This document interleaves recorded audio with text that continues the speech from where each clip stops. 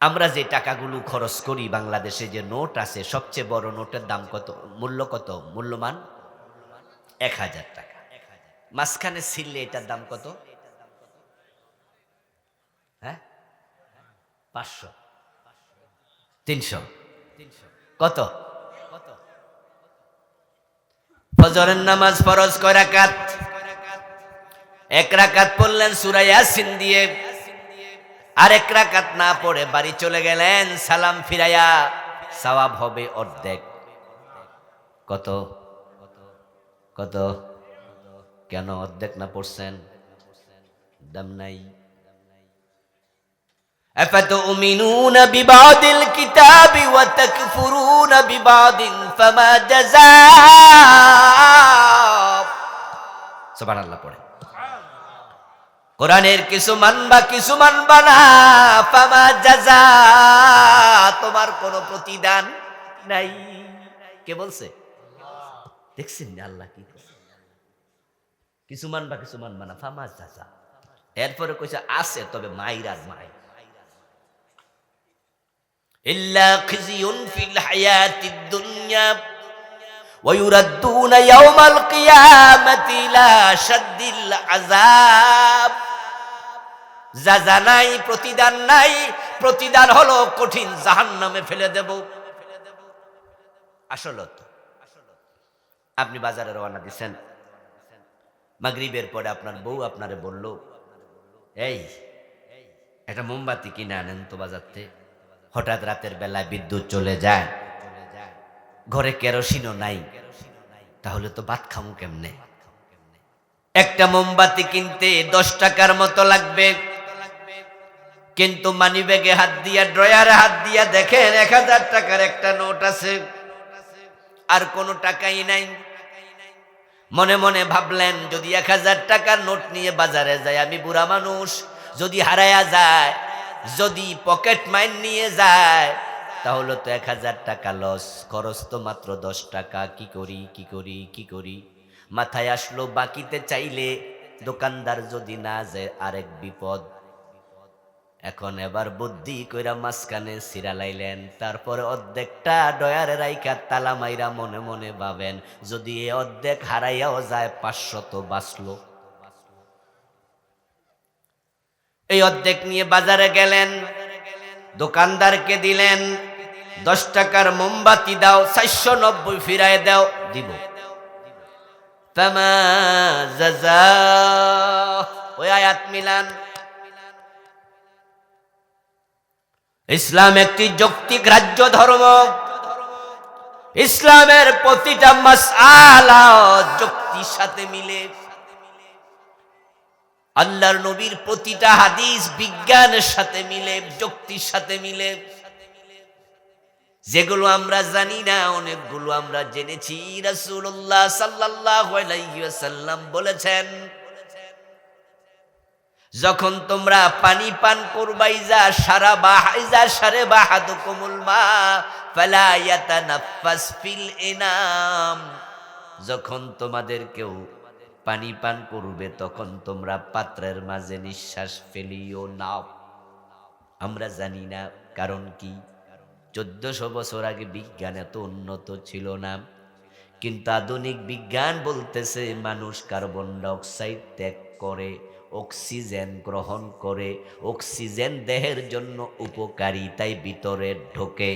Carbon dioxide ক্ষতিকারী, তাই এটা বের হয়ে যায়।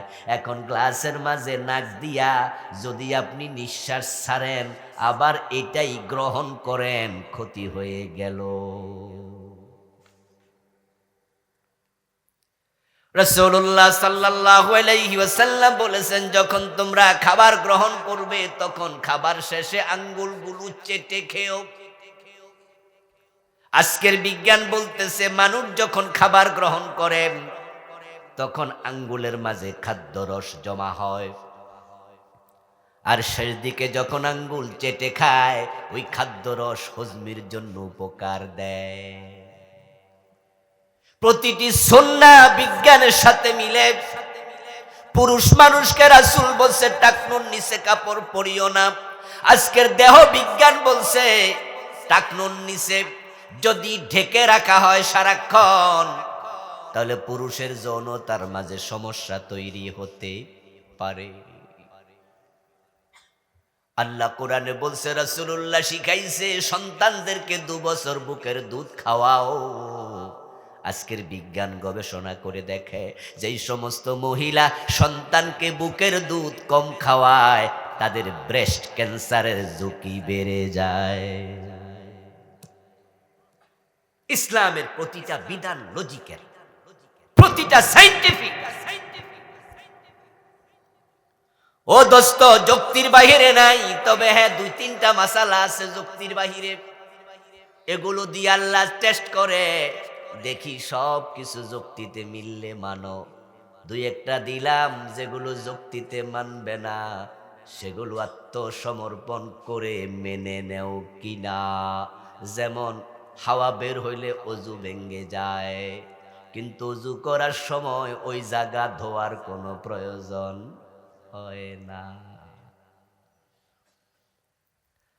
আপনি মসজিদে ঢুকছেন শীতের মাঝে, অজু কইরা ফজরের টাইমে ঠান্ডা পানি, মসজিদে ঢুকতে ঢুকতে একটা কাশ মারছেন, এর মাঝে নিচ দিয়া হাওয়া বাইর হইছে, অজু আছে না গেছে?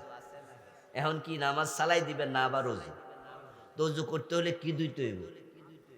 মুখ, হাত, ওইটা দোল লাগবে। তো অন্যায় করলো কেডা? আর শাস্তি দিলেন কেন? মুখ তো মাত্র ধুইছেন, হাতও মাত্র ধুইছেন, তো এরা তো কোনো অন্যায়ই করে না, এরা আবার ঠান্ডা পানি। যেখানে পানি নাই সেখানে নামাজ পড়তে কি করতে হয়? এই কিশোরগঞ্জের ভাইয়েরা, কথা কইতে হইব কিন্তু, রাত কিন্তু 11টা বাজি গেছে, কথা না কইলে আমি ওয়াজ কমাই দেব। ওয়াজ কি ছেড়ে দিতাম নি কোনো? অজু যদি করতে হয় পানি লাগবে, পানি নাই, নামাজ পড়তে কি মাফ না তায়াম্মুম? এটা কোন যুক্তিতে ধরলো? কোন যুক্তিতে ধরলো আমার বুঝে আসে না। চেহারার মাঝে মাটি আছে, ময়লা আছে, হাওয়া থেকে লেগেছে, হাতে লেগেছে, ইত্যাদি ইত্যাদি ইত্যাদি। রাতের বেলায় ঘুমাইছেন, ঘুমানোর কারণে আপনার হাত দেহের কোন জায়গায় চুলকাইতে চুলকাইতে গেছে কওয়া যায় না, ঘুমের ভিতরে টের পান নাই। হাতের মাঝে ময়লাও তো লাগতে পারে, নিজের দেহ থেকেই লাগতে পারে। তো ঘুম থেকে ওঠেন, পানি দিয়া ধন, মুখের ময়লা চলে যাবে, হাতের ময়লা চলে যাবে, এটা লজিক্যাল, বুঝে আসলো। অজু ঠিক আছে, পবিত্রতা। কিন্তু উঠে দেখেন পানি নাই। এবার ইসলাম বলে, এবার মাটির কাছে যাও, যাইয়া কিছু মাটি আরো লাগাও। তায়াম্মুম করলে কি ধুলাবালি যায় না আরো লাগে? তো আরো লাগলে পবিত্র হইলেন কেন? যা আসিল তা তো চলে, এখন যে মাইরা একবার ভালো করে আরো তো কিটা হইল? বুঝে আসে না। আল্লাহ বলছে কোনো কথা নাই। 2-4টা মাসালা এমন আছে, বাকি সব যৌক্তিক, সব লজিক্যাল। আলহামদুলিল্লাহ, আমরা যৌক্তিক রাজ্য হলেও মানি, যুক্তিতে না আসলেও মানি। এটার নাম আল্লাহর কাছে আত্মসমর্পণ। সুবহানাল্লাহ। এখন চাচা যে অর্ধেক টাকার নোট নিয়ে বাজারে যাইয়া দোকানদাররে দিয়া কয় একটা মোমবাতি দাও, আর 985-90 টাকা ফিরিয়া দাও, দোকানদার দিব। বরং চোখ বড় কইরা ছায়া থাইকা মনে মনে কইব, চাচা পাগল হইল কবে? এই চাচা, আপনি অর্ধেক টাকা আইনা আবার উল্টা কইতাছেন যে 490 টাকা ফিরাই দিন। আমারে পাগল পাইছেন না আমনে পাগল? চাচা যদি কয়, বেটা শালা কি করিস না, দে তাড়াতাড়ি, অর্ধেক তো আনছি। বাজারে যে কয়জন মানুষ সবাই যদি একসাথ হয়, এই চাচার পক্ষে কয়জন যাইব? কথা বলে না আমার ভাইয়েরা? কয়জন যাইব? আফাতুমিনুনা বিবাদিল কিতাবি ওয়া তাকফুরুনা বিবাদিন ফামা জাযাব। এ কোরআনের কিছু মানবা কিছু মানবা না, কোনো প্রতিদান নাই। ওই চাচারে বলবে, চাচা অর্ধেক টাকার কোনো সদাই পাবা, বিনিময় নাই, বাড়ি লইয়া যাও গা। ও দোস্ত, আপনি ইসলামের কিছু মানবেন, কিছু মানবেন না, সুবিধাবাদ জিন্দাবাদে মোমেন হওয়া যায় না। কেউ কেউ মনে মনে বলবেন কিছু তো মানছি, তাহলে আমি মোমেন। আমি বলবো দোস্ত, তুমি মোমেনও না, অর্ধেক মেনে মোমেন হওয়া যায় না। কোরআনের বক্তব্য, ইউরিকুলুনা নুমিনু বিবাদিন ওয়া নাকফুরু বিবাদ ইউরিদুনা আন ইয়াত্তাখিযু বাইনা যালিকা সাবিলা উলাইকা হুমুল কাফিরুনা হাক্কা। আল্লাহ কিছু বাদ দেয় নাই, কোরআনে সব কইয়া লাইছে। আল্লাহর সাথে কোনো চালাকি চলবে না, কোনো চালাকি চলবে না। নবী ইব্রাহিম আলাইহিস সালাম আল্লাহর সাথে হাসরের ময়দানে একটু চালাকি করবেন, কিন্তু কুলাইতে পারবেন না।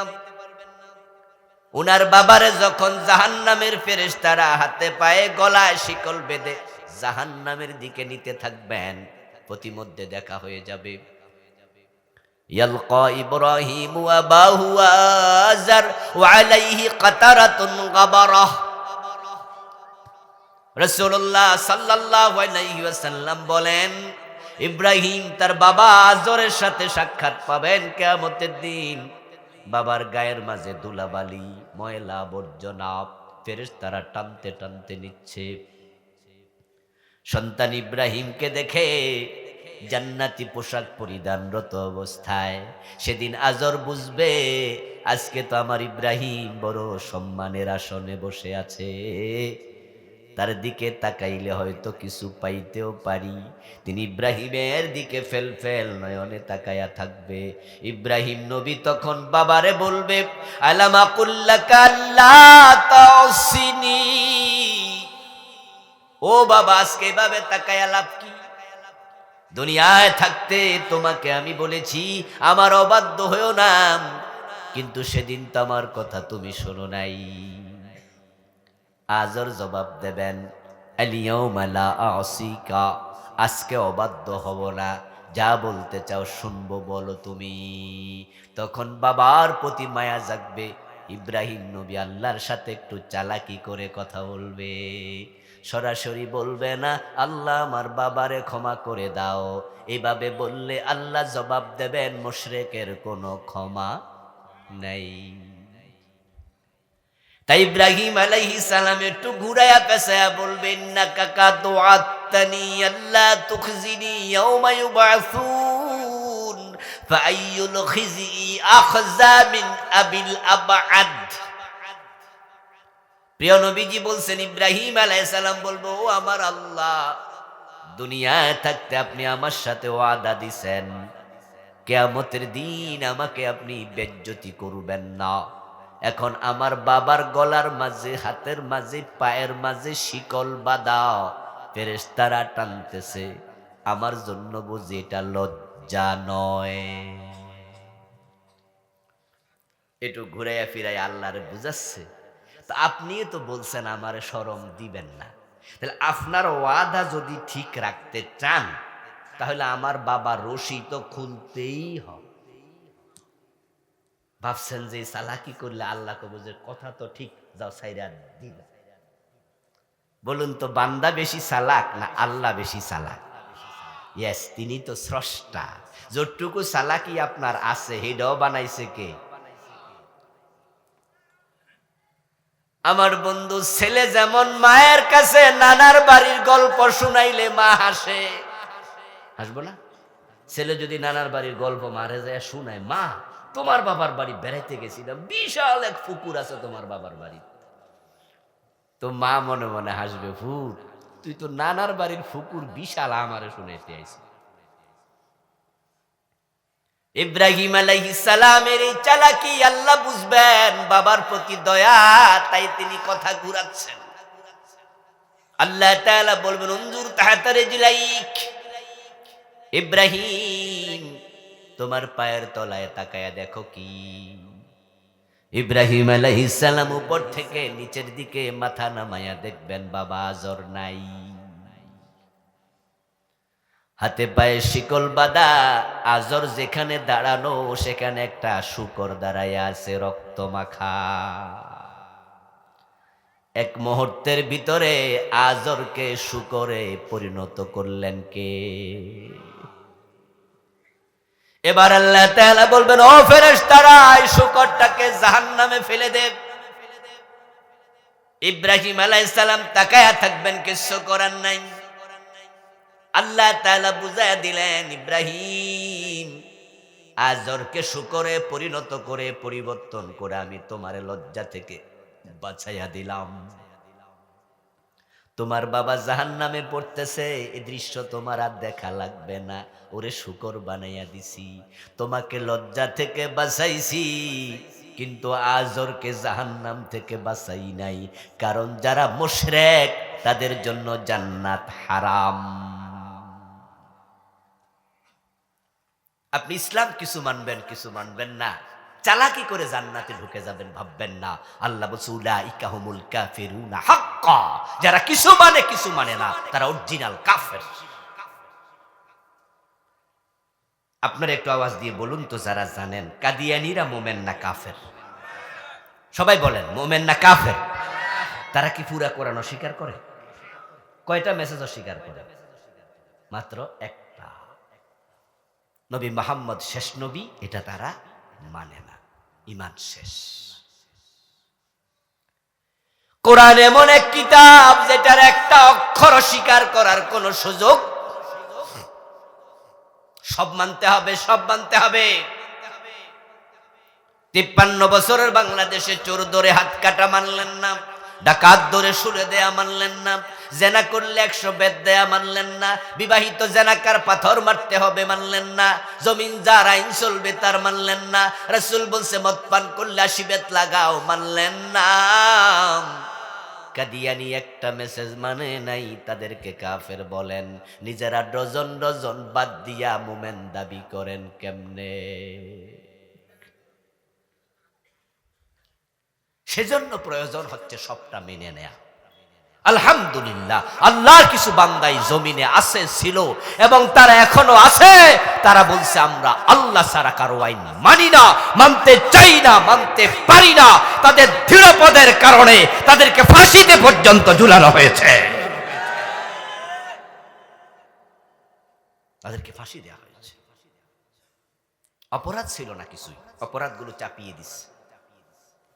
আল্লামা সাইদি রহমতুল্লাহ আলাই, উনি কি আসলে দর্শনকারী? কি মনে হয়? উনি যুদ্ধাপরাধী ছিল, মানুষের বাড়িতে আগুন লাগাইছে। ও দোস্ত, যে 2 জন মন্ত্রী আলেম উলামাদের ভিতর থেকে দেয়া হলো, 5 বছর মন্ত্রণালয় চালাইলো, তাদের 1 টাকার দুর্নীতি পাওয়া যায় নাই। যারা মন্ত্রীর পজিশনে থাকে 2-10 কোটি 50 কোটি টাকা দুর্নীতির সুযোগ আছে না নাই? কিন্তু ফখরুদ্দিন মঈনুদ্দিন গভর্নমেন্ট 1 পয়সার দুর্নীতি খুঁজে পায় নাই। এতে প্রমাণ করে এই লোকগুলোর কলবের মাঝে তাকওয়া আছে। আপনি বললেন আপনার বাড়ির পিয়ন 400 কোটি টাকার মালিক, কি বলে নাই? নেত্রী বলে নাই উনার পিয়ন নাকি 400 কোটি টাকার মালিক? আমার প্রশ্ন হলো, যদি পিয়ন 400 কোটি টাকার মালিক হয়, তাহলে বাড়িওয়ালা কয়শো কোটি টাকার মালিক? 100 কোটি না 1000 কোটি হিসাবে তো নাই। কারণ শুধু এস আলম গ্রুপ ইসলামী ব্যাংকের 18টি শাখা থেকে, না জানি 17টা শাখা থেকে 80,000 কোটি টাকা পাচার করছে। গত কয়দিন আগে পত্রিকা দেখলাম, 80,000 কোটি। ইসলামী ব্যাংকের বাহিরে আরাফা ব্যাংক ওদের অধীনে আছে না, এক্সিম ব্যাংক আছে না, SIBL আছে না, অনেকগুলো ব্যাংক তারা নিজেরা লুটপাট করে ফেলছে। আপনারা বলুন তো, এই এস আলম গ্রুপ যে এত টাকা সরাইয়া নিল, একা একা নিছে না উপরেও কিছু দিছে? উপরওয়ালারা কি লামসামে খুশি? অর্ধেক নিছে, আল্লাহ না জানা, আমরা তো জানি না। ও দোস্ত, এই জাতীয় মন্ত্রী গুলাকে ধরে ফাঁসি দিয়ে দিল। আল্লামা সাইদিকে 13টা বছর জেলে রাখলো। আসলে তারা যে সৎ, তারা যে দুর্নীতি করে না, এটাই দেশের সব মানুষ বোঝে, সবাই জানে, যাদের বিবেক আছে।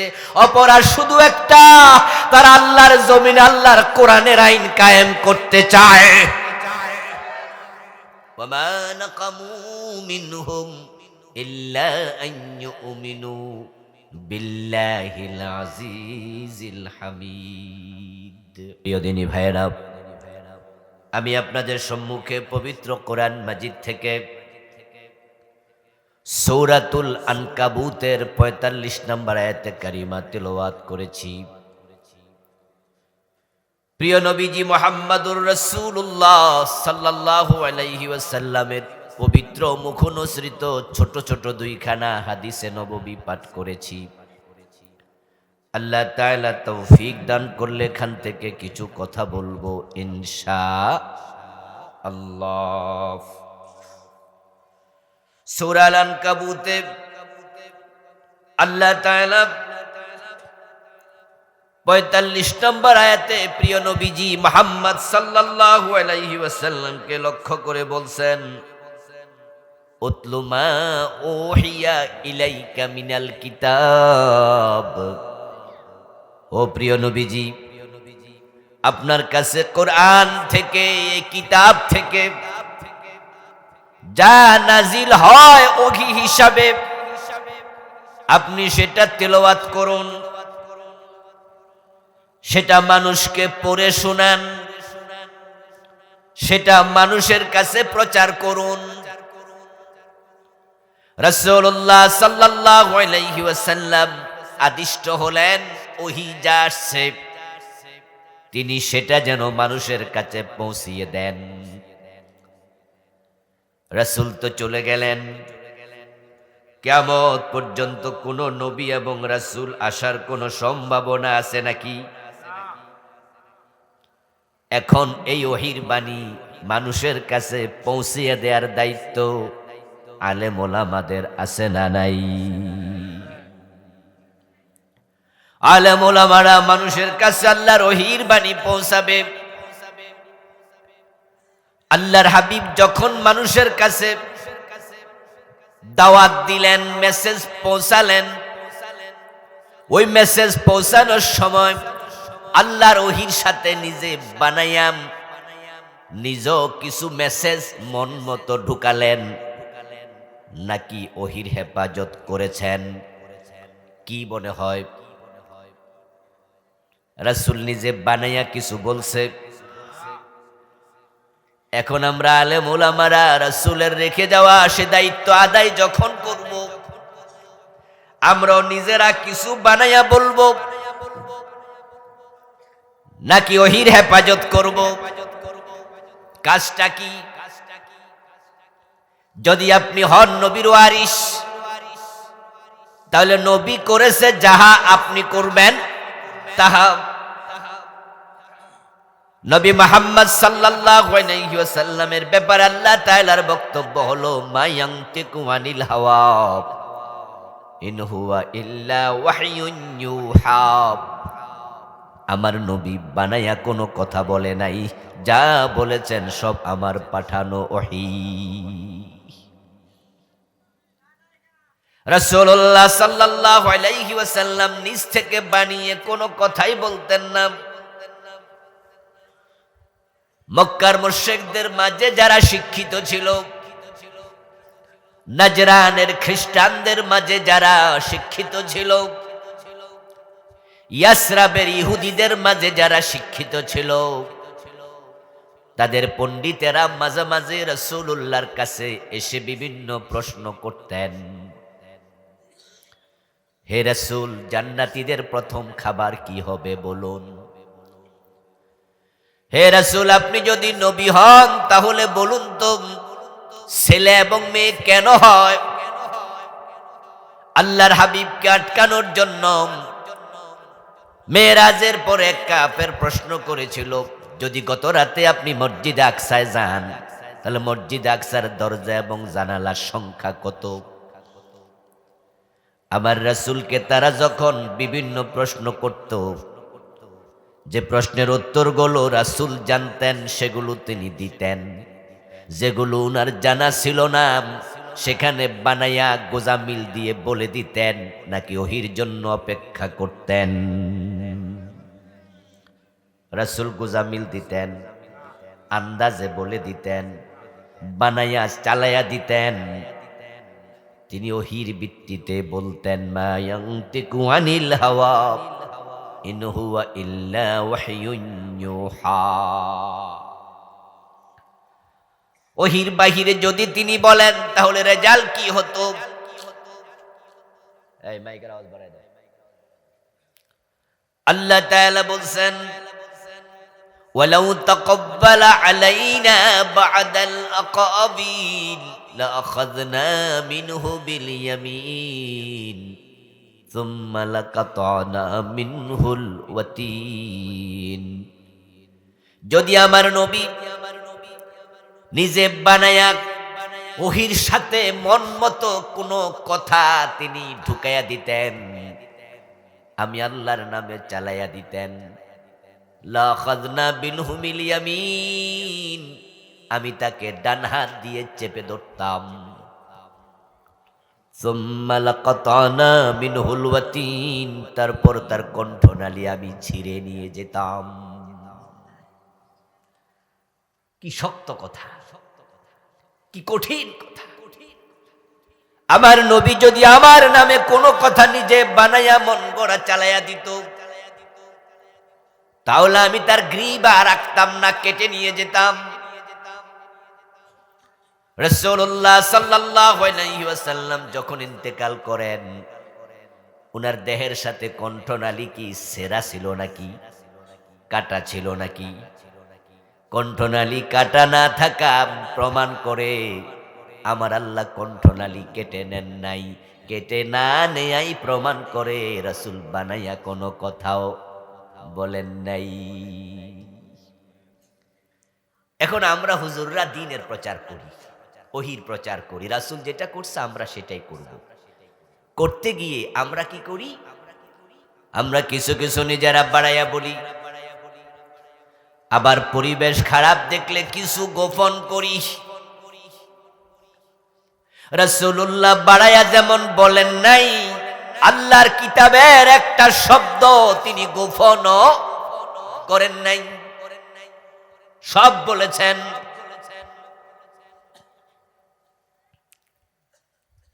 আমি খতিব, আমি বক্তা, আমি মসজিদের ইমাম, আমি মাদ্রাসার উস্তাদ, আমি নবীর ওয়ারিস, আমি পীর। আমি ভেবে দেখি এমন ওয়াজ যদি করি যে ওয়াজ করলে পিরালি কমে যাবে, যে ওয়াজ করলে খতিবি ছুটে যাবে, যে ওয়াজ করলে মাহফিলে 144 জারি হয়ে যাবে, ওই ওয়াজ আপাতত দরকার নাই। এমন ওয়াজ করব যেন সরকারি দলের লোকেদের গায়ে না লাগে।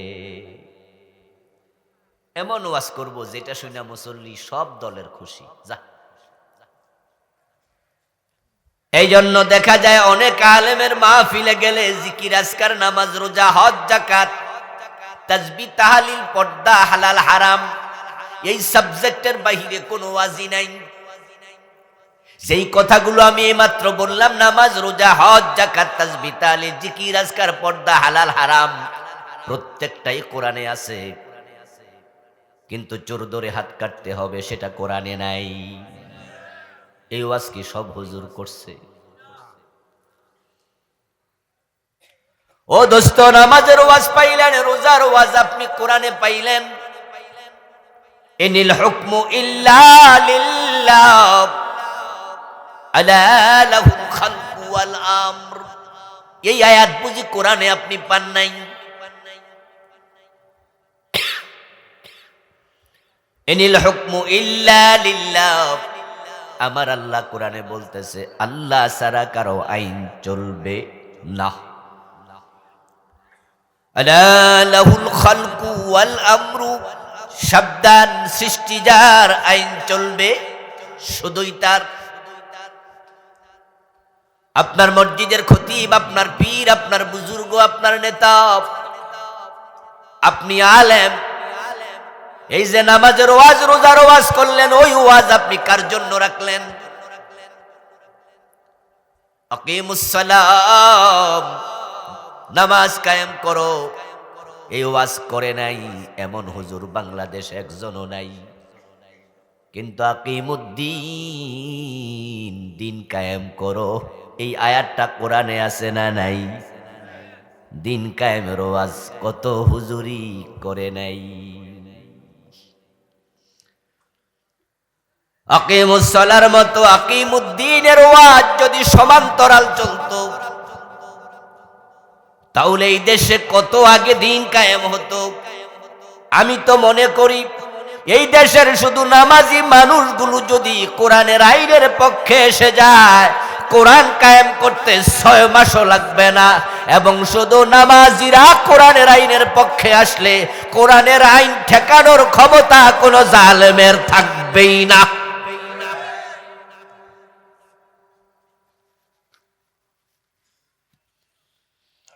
নামাজিরা তো দূরের কথা, এই দেশের হাজার হাজার আলেম ওলামা পীর বুজুর্গ পর্যন্ত কোরআনের আইনের কথাই বলে না,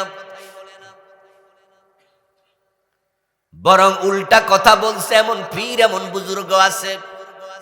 আমি এমন ওয়াজও শুনেছি, গর্ব ভরে বলতেছে, হুজুরে আমরা দুনিয়ার ক্ষমতা চাই না, দুনিয়ার গদি চাই না, আমরা আখিরাতের জান্নাতের চেয়ার চাই। পাবলিক কয় জি। এই যে আসল বুজুর্গ পাইছি, যে হুজুর দুনিয়ার গদি চাই না, এর মানে ক্ষমতার কোনো লোভে নাই, নির্লোভ মানুষ।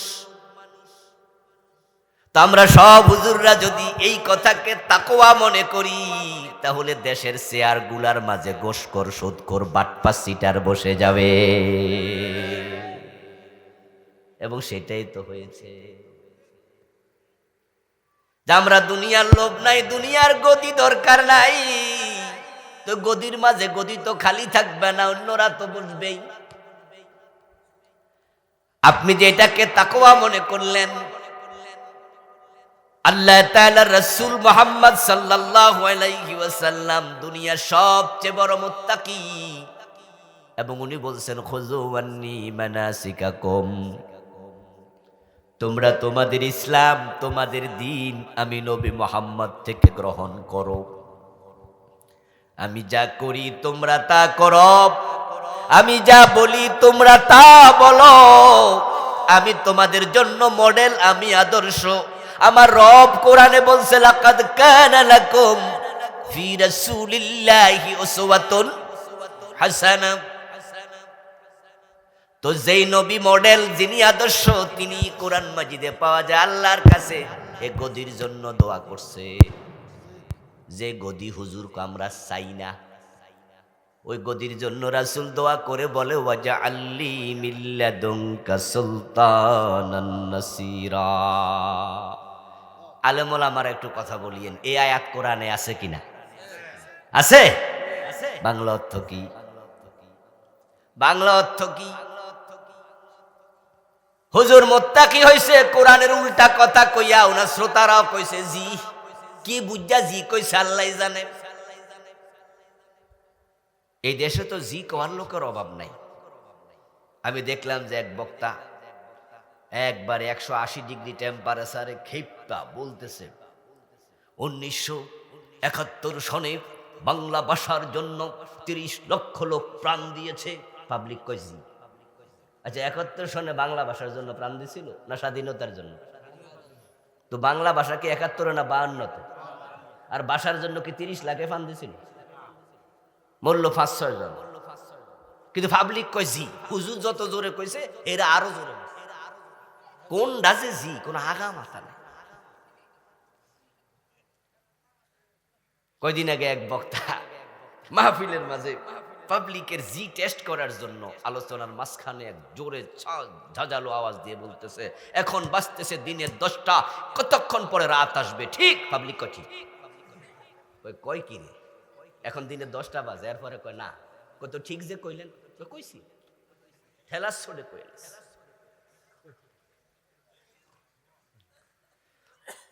আমার প্রিয় ভাইরা, হক কথার পক্ষে থাকবেন, অন্যায়ের বিপক্ষে কথা বলবেন। সব কথাই ঠিক বলা উচিত না। এই ঠিক মোটামুটি ঠিক আছে, এটা যেন ঠিক থাকে আর কি। আমার প্রিয় বন্ধু শুনুন তো, রাসূল যদি আল্লাহর কাছে ক্ষমতার জন্য দোয়া করে এবং সেটা কোরআনের আয়াত আল্লাহ রাসূলকে শিখাইছে, তাও হিজরতের পথে মক্কায় ক্ষমতায় ছিল আবু জেহেল, আবু লাহাব, তাদের সংসদ ভবনের নাম ছিল দারুন নাদওয়া। ওখানে বসে তারা কোরআনের বিরুদ্ধে আইন পাশ করত। যেমন আমাদের বাংলাদেশের সংসদ, আমাদের সংসদ ভবনে বসে বিভিন্ন আইন পাশ হয়। মক্কায় একটা সংসদ ছিল, সেটার নাম ছিল দারুন নাদওয়া। সেখানে তারা আইন পাশ করেছিল, ওয়াকালাল্লাযীনা কাফারু লা তাসমাউ লিহাদাল কুরআনি ওয়ালগাউ ফীহি লাআল্লাকুম তাগলিবুন। নাউযুবিল্লাহ পড়েন, এটা নাউযুবিল্লাহর আয়াত। সবাই আয়াত কি সুবহানাল্লাহর আয়াত না? কাফেররা সিদ্ধান্ত নিয়েছে মুহাম্মদ যেখানে কোরআন পড়বে, কোরআন শুনতে যেও না। নাউযুবিল্লাহ পড়েন, লা তাসমাউ লিহাদাল কুরআন, এ কোরআন শোনা যাবে না। ওয়ালগাউ ফি, তাদের দ্বিতীয় সিদ্ধান্ত হলো যেখানে কোরআন পড়ে সেখানে গন্ডগোল লাগাইয়া দিও। মক্কার সংসদে উল্টা পাল্টা আইন পাশ হয়, কোরআনের পক্ষে পাশ হয় না। আবার রাসূল 13টা বছর কোরআনের দাওয়াত মক্কায় দিলেন, কিন্তু কোরআনের বিজয় করতে পারলেন না। আল্লাহর ইশারায় তিনি হিজরত করে মদিনায় রওনা দিলেন। পথিমধ্যে তিনি ভাবছেন, আচ্ছা মদিনায় যাওয়ার পরে যদি দেখি মদিনার সংসদে আরেক আবু জেহেল বসে আছে, সেখানেও আমাকে কোরআন নিয়ে ঢুকতে দেয় না, তাহলে চোর ধরে হাত কাটো, ডাকাত ধরে শুলে দাও, সালাত কায়েম করো, যাকাত আদায় করো। এই বিধানগুলো আমি কেমনে জমিনে কায়েম করব যদি সেখানে আইনের ঘরে আইন পাশ করাতে না পারি? আমার রাসূল ভাবছেন হিজরত করে তাহলে লাভটা কি? মানুষের অন্তরের খবর সবচেয়ে বেশি কে জানে? আল্লাহ তাআলা তখনই আয়াত নাজিল করলেন, জিবরিলকে পাঠালেন, ওয়াকুর রাব্বি আদখিলনি মুদখালা সিদকিন ওয়া আখরিজনি মুখরাজা সিদকিন ওয়াজআলনি মিন লাদুনকা সুলতানান নাসীরা। ও নবীজি আমার, মন খারাপ করবেন না। আপনি কোথায় যাবেন, কোথায় থাকবেন, কি খাবেন, কোনো নিশ্চয়তা নাই। দিনহীন বেশে আপনি হিজরত করছেন, গুহার মাঝে 3 দিন লুকায়া ছিলেন। রাস্তার মাঝে মানুষের বকরির দুধ অনুমতি নিয়া দহন করে কোন রকম খাইয়া পেট বাঁচাইছেন, জান বাঁচাইছেন। সাথে এক্সট্রা কোনো কাপড় নাই, চেঞ্জ করে পরবেন। মদিনায় গিয়ে কার বাড়িতে থাকবেন জানেন না। মন খারাপ করার কিছু নাই, আপনি আমার কাছে দোয়া করুন। আল্লাহ দোয়া কবুল করে পথের কাঙ্গালকে প্রেসিডেন্ট বানানোর ক্ষমতা আল্লাহর আছে না নাই?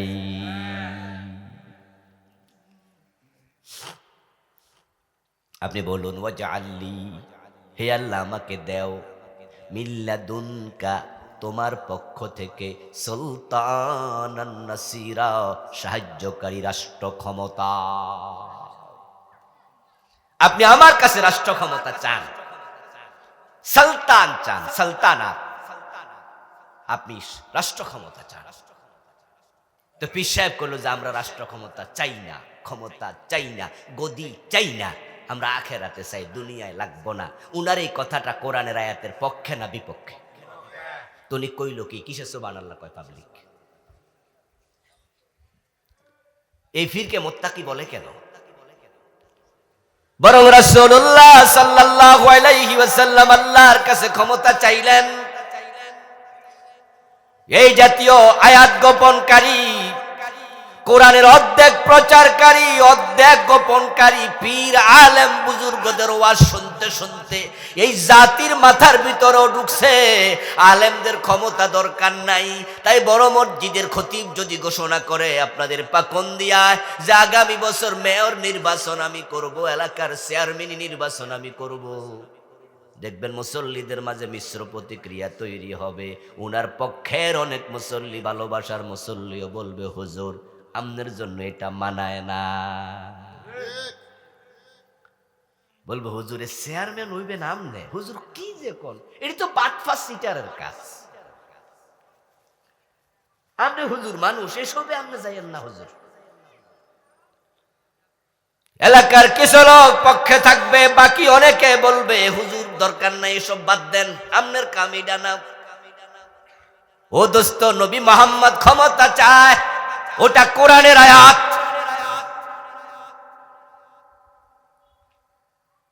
আমাদের দেশের ওই ফির ওই বুজুর্গরা ক্ষমতা কেন চায় না? কারণটা কি?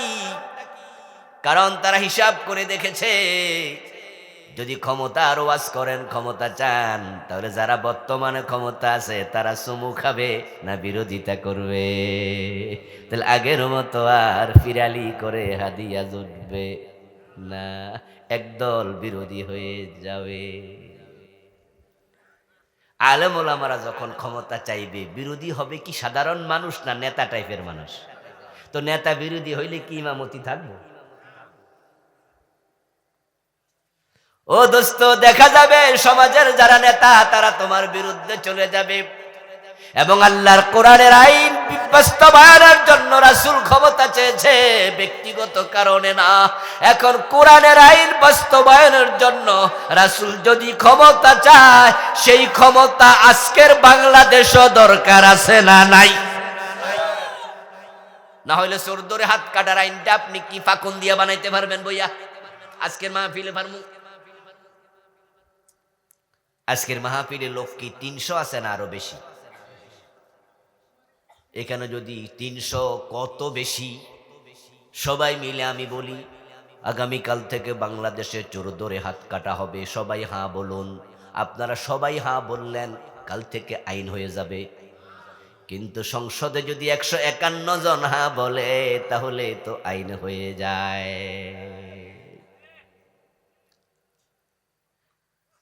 ও দোস্ত, যখন সংবিধান বানাইছে, আমার আগে মাহফুজ ভাই বলেছে স্বাধীনতার পর ৭২ সনে সংবিধান লেখা হয়। এই সংবিধান এখন পর্যন্ত ১৭ বার পরিবর্তন হয়েছে। এই ৫২ বছরে ১৭ বার চেঞ্জ হলো। সরকার আসে, এসে যখন দেখে সংবিধানের এই আইনটা তার পক্ষে না, তখন তাদের এমপিদেরকে বলে এটা আমরা চেঞ্জ করবো, আপনারা হাঁ বলিয়েন। তারা হাঁ বললে চেঞ্জ হয়ে যায়। এখন যদি ১৫১ জন কোরআনওয়ালা সংসদে পাঠানো যায়, তারা হাঁ বললে নামাজের আজান হলে দোকান বন্ধের আইন চালু হয়ে যাবে।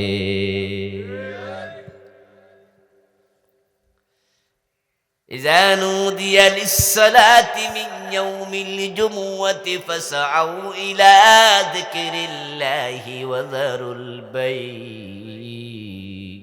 আজান যখন হবে তখনই দোকান পাট বন্ধ করো। অর্ডারটা কার? বাংলাদেশে বন্ধ হয়তো, আল্লাহর অর্ডার মানেন না কেন? কিছু মানেন, বাকিটা কই? আমার রাসূল তো ওহী গোপন করে নাই, সব প্রচার করছে। আপনার খবর কি? আল্লাহর হাবিব বলেন, আজানের পরে মাঝে মাঝে আমার মনে চায় আমি কোনো একজনকে ইমামতির জায়গায় দাঁড় করাইয়া দেই, তারপরে কয়েকজন যুবককে সাথে নিয়ে মহল্লায় বের হই, যারা মসজিদে আসে নাই তাদের ঘর বাড়িতে আগুন দিয়া জ্বালাইয়া দেই। আজান হলে দোকান কেন চলবে, ব্যবসা কেন চলবে, অফিস কেন চলবে? এই দোকান, ব্যবসা, বাণিজ্য, অফিস, আদালতের চেয়ে নামাজের গুরুত্ব কম না বেশি?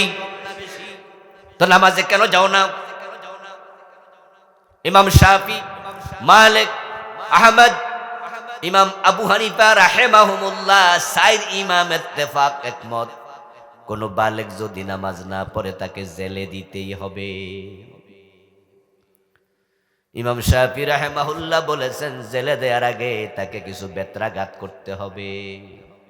নামাজে মনোযোগী হওয়ার আগ পর্যন্ত জেলে রাখো, জেলের মাঝে নামাজের ব্যাপারে প্রশিক্ষণ দেও, নামাজের ব্যাপারে যত্নবান হলে ছেড়ে দাও, পর্যবেক্ষণে রাখো।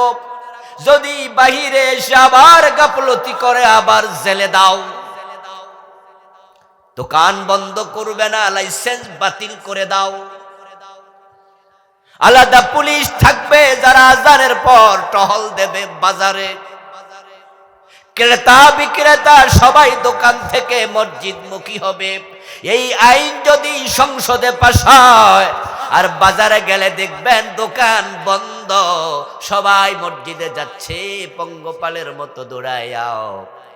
এক এক মসজিদে মুসল্লির জায়গা দেয়া যাবে না, 3 বার 5 বার জমাত হওয়া লাগবে।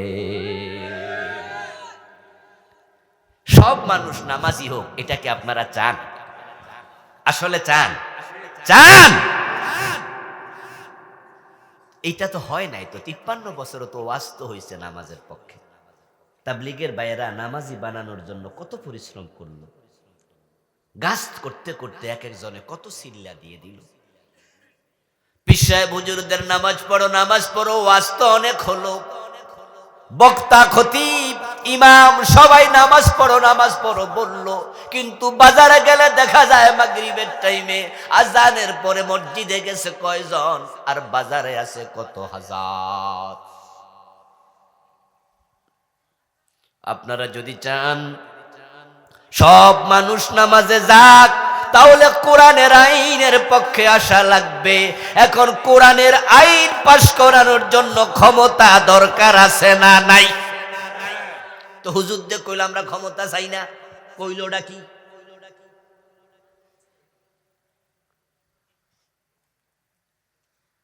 কোন কোন হুজুর আছে যারা এমন ওয়াজ করে যেগুলা শুইনা শ্রোতারা কনফিউজ হয়, না বুঝা তো জি জিন্দাবাদ কয়। আমি একটু সজাগ করি, আমি স্রোতের উল্টা চলে অভ্যস্ত। এ জাতীয় কথাবার্তার কারণে তো অনেকদিন ফাকুন দিয়া কটিয়াদি মাহফিল করতে পারি নাই। 4-5 বছরও তো পারি নাই, না ওয়াজ করতে দেয় নাই। তাই বলে কি কোনো সমঝোতা করছি নাকি যে না এবার মিডা ওয়াজ করবো, আসল কথা আর কমু না? জি না, সারা বাংলাদেশে বন্ধ করে দিল, মাহফিল বন্ধ হোক, হক কথা বলা বন্ধ করা যাবে না। কারণ যারা হক বলে না তারা বোবা শয়তান। আসাকিতু আনিল হক্কি শয়তানুল আখরাস।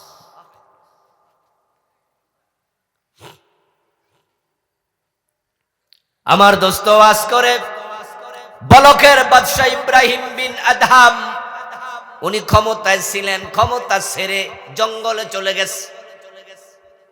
জঙ্গলে যাওয়ার পর ইব্রাহিম বিন আদহাম তিনি বিশাল বড় ওলি হইয়া গেছে। আস্তাগফিরুল্লাহ আস্তাগফিরুল্লাহ আস্তাগফিরুল্লাহ। কি জঘন্য ওয়াজ! হুজুর মাহফিল আইসা করতেছে, পাবলিক রে ইসলামের ক্ষমতার বিরুদ্ধে নিয়ে যাচ্ছে, তাদেরকে বুঝাচ্ছে ক্ষমতার কোনো দরকারই নাই। আমি আপনাদের প্রশ্ন করতে চাই, নবী মুহাম্মদ কি 10 বছর মদিনার প্রেসিডেন্ট ছিলেন না? তো উনি জঙ্গলে যান নাই কেন? ক্ষমতা ছাইরা দিয়া যদি জঙ্গলে চলে যাওয়া তাকওয়া হতো, নবী মুহাম্মদ জঙ্গলে কেন গেলেন না? তিনি উল্টা আরো ক্ষমতার জন্য দোয়া করে কেন? আল্লাহর হাবিবের পরে খলিফা হলো কে? বলেন না শিক্ষিত ভাইয়েরা? আবু বকর কি জঙ্গলে গেছিল ক্ষমতা ছেড়ে দিয়া? ওমর গেছিল, ওসমান গেছিল, আলী গেছিল। এরপর যখন ইয়াজিদ ক্ষমতায় মুয়াবিয়া আসলো, তখন তো হযরত আলীর সাথে মুয়াবিয়ার ক্ষমতার দ্বন্দ্ব আগে শুরু। তারপর মুয়াবিয়া রাদিয়াল্লাহু তাআলা আনহু ইমাম হাসানের সাথে দ্বন্দ্ব করলেন। তারপর তিনি ক্ষমতা তার ছেলে ইয়াজিদকে দিয়ে যখন মরে গেলেন, ওই ক্ষমতার জন্যই তো আবার দ্বন্দ্ব, যেখানে ইমাম হুসাইনকে কারবালায় কল্লা দেয়া লাগলো। তোরা কি ক্ষমতা চাইছে না জঙ্গলে চলে গেছে? তো হুজুর জঙ্গলে যায় না কেন? হুজুর যে মাঠে বইয়া রয়েছে, যে হুজুর ইব্রাহিম বিন আদমের কাহিনী শোনাচ্ছে, উনি তো জঙ্গলে গেল না। আবু বকর তো গেল না, ওমর তো গেল না। ইসলাম আমাদেরকে যেটা শিখায়নি, কোথাকার কোন ইব্রাহিম বিন আদম? উনি কি আমাদের আদর্শ? না,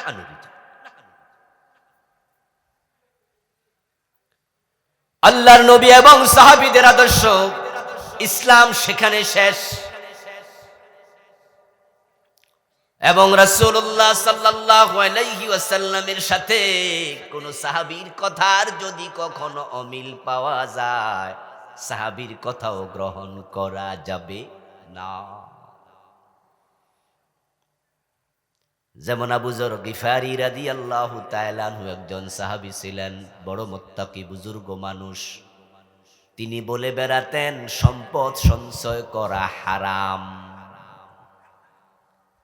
এবং তিনি ওসমান রাদিয়াল্লাহু তাআলা আনহুর বিরুদ্ধে বিভিন্ন জায়গায় বিভিন্ন কথা বলতেন। ওসমান ধনী মানুষ, আর যারা সম্পদ সঞ্চয় করে তারা জাহান্নামী। উনি দলিল দিতেন কোরআনের আয়াত, আল্লাযীনা ইয়াকনিজুনা আয-যাহাবা ওয়াল ফিদ্দাতা ওয়া লা ইউনফিকুনাহা ফি সাবিলিল্লাহি ফাবাশশিরহুম বিআযাবিন আলীম। আল্লাহ তাআলা বলছেন, যারা স্বর্ণ রৌপ্য টাকা পয়সা জমায়া রাখে, আল্লাহর পথে খরচ করে না, তাদেরকে জাহান্নামের আগুনের দুঃসংবাদ দেও। কাপ্পা ইসলামে যারা ঢুকবা পূর্ণ ঢোক। আরে অর্ধেক জিনিস তো দুনিয়াতে দাম নাই। অনেক কিছু আছে অর্ধেক ফেলে দেয় মানুষ। আমরা যে টাকাগুলো খরচ করি, বাংলাদেশে যে নোট আছে, সবচেয়ে বড় নোটের দাম কত? মূল্য কত? মূল্যমান 1000 টাকা। মাঝখানে ছিললে এটার দাম কত? হ্যাঁ, 500, 300, কত? ফজরের নামাজ ফরজ কয় রাকাত? 1 রাকাত পড়লেন সূরা ইয়াসিন দিয়ে, আর 1 রাকাত না পড়ে বাড়ি চলে গেলেন সালাম ফিরাইয়া, সওয়াব হবে অর্ধেক। কত? কত? কেন অর্ধেক না পড়ছেন? দাম নাই। আফাতুমিনুনা বিবাদিল কিতাবি ওয়া তাকফুরুনা বিবাদিন ফামা জাযাব। সুবহানাল্লাহ পড়ে। কোরআনের কিছু মানবা কিছু মানবা না, ফামা জাযা, তোমার কোনো প্রতিদান নাই। কে বলছে? দেখছেন না আল্লাহ কি বলছে? কিছু মানবা কিছু মানবা না, ফামা জাযা। এরপরে কইছে আছে, তবে মাইরার মাই। ইল্লা খিজিয়ুন ফিল হায়াতিদ দুনিয়া ওয়া ইউরাদ্দুনা ইয়াওমাল কিয়ামাতি ইলা শাদ্দিল আযাব। জাযা নাই, প্রতিদান নাই। প্রতিদান হলো কঠিন জাহান্নামে ফেলে দেব। আসলে তো আপনি বাজারে রওনা দিছেন, মাগরিবের পরে আপনার বউ আপনারে বলল, এই একটা মোমবাতি কিনে আনেন তো বাজারতে। হঠাৎ রাতের বেলায় বিদ্যুৎ চলে যায়, ঘরে কেরোসিনও নাই, তাহলে তো ভাত খামু কেমনে? একটা মোমবাতি কিনতে 10 টাকার মতো লাগবে। কিন্তু মানিব্যাগে হাত দিয়া, ড্রয়ারে হাত দিয়া দেখেন 1000 টাকার একটা নোট আছে, আর কোনো টাকাই নাই। মনে মনে ভাবলেন, যদি 1000 টাকার নোট নিয়ে বাজারে যায়, আমি বুড়া মানুষ, যদি হারায়া যায়, যদি পকেট মাইন নিয়ে যায়, তাহলে তো 1000 টাকা লস। খরচ তো মাত্র 10 টাকা। কি করি কি করি কি করি? মাথায় আসলো, বাকিতে চাইলে দোকানদার যদি না যায় আরেক বিপদ। এখন এবার বুদ্ধি কইরা মাঝখানে ছিড়া লাইলেন। তারপরে অর্ধেকটা ডয়ারে রাইখা তালা মাইরা মনে মনে ভাবেন, যদি এ অর্ধেক হারাইয়াও যায় 500 তো বাঁচলো। এই অর্ধেক নিয়ে বাজারে গেলেন, দোকানদারকে দিলেন, 10 টাকার মোমবাতি দাও, 490 ফিরায় দাও। দিব। ফামা জাযা, ওই আয়াত মিলান। ইসলাম একটি যৌক্তিক রাজ্য ধর্ম। ইসলামের প্রতিটা মাসআলা যুক্তির সাথে মিলে। আল্লাহর নবীর প্রতিটা হাদিস বিজ্ঞানের সাথে মিলে, যুক্তির সাথে মিলে। যেগুলো আমরা জানি না অনেকগুলো আমরা জেনেছি। রাসূলুল্লাহ সাল্লাল্লাহু আলাইহি ওয়াসাল্লাম বলেছেন, যখন তোমরা পানি পান করবাই যা সারা বাহাইজা সারে বাহাদুকুমুল মা ফালা ইয়াতানাফাস ফিল ইনাম, যখন তোমাদের কেউ পানি পান করবে তখন তোমরা পাত্রের মাঝে নিঃশ্বাস ফেলিও না। আমরা জানি না কারণ কি। 1400 বছর আগে বিজ্ঞান এত উন্নত ছিল না, কিন্তু আধুনিক বিজ্ঞান বলতেছে মানুষ কার্বন ডাইঅক্সাইড ত্যাগ করে, অক্সিজেন গ্রহণ করে। অক্সিজেন দেহের জন্য উপকারী, তাই ভিতরে ঢোকে। কার্বন ডাইঅক্সাইড ক্ষতিকারী, তাই এটা বের হয়ে যায়। এখন গ্লাসের মাঝে নাক দিয়া যদি আপনি নিঃশ্বাস ছাড়েন, আবার এটাই গ্রহণ করেন, ক্ষতি হয়ে গেল। রাসূলুল্লাহ সাল্লাল্লাহু আলাইহি ওয়াসাল্লাম বলেছেন, যখন তোমরা খাবার গ্রহণ করবে তখন খাবার শেষে আঙ্গুলগুলো চেটে খেও। আজকের বিজ্ঞান বলতেছে মানুষ যখন খাবার গ্রহণ করে তখন আঙ্গুলের মাঝে খাদ্যরস জমা হয়, আর শেষ দিকে যখন আঙ্গুল চেটে খায় ওই খাদ্যরস হজমের জন্য উপকার দেয়। প্রতিটি সুন্নাহ বিজ্ঞানের সাথে মিলে। পুরুষ মানুষকে রাসূল বলছে টাকনুর নিচে কাপড় পরিও না। আজকের দেহ বিজ্ঞান বলছে টাকনুর নিচে যদি ঢেকে রাখা হয় সারাক্ষণ, তাহলে পুরুষের যৌনতার মাঝে সমস্যা তৈরি হতে পারে। আল্লাহ কোরআনে বলছে, রাসূলুল্লাহ শিখাইছে সন্তানদেরকে 2 বছর বুকের দুধ খাওয়াও। আজকের বিজ্ঞান গবেষণা করে দেখে যেই সমস্ত মহিলা সন্তানকে বুকের দুধ কম খাওয়ায় তাদের ব্রেস্ট ক্যান্সারের ঝুঁকি বেড়ে যায়। ইসলামের প্রতিটা বিধান লজিক্যাল, প্রতিটা সায়েন্টিফিক। ও দোস্ত, যুক্তির বাহিরে নাই, তবে হ্যাঁ 2-3টা মাসালা আছে যুক্তির বাহিরে। এগুলো দিয়ে আল্লাহ টেস্ট করে, দেখি সব কিছু যুক্তিতে মিললে মানো।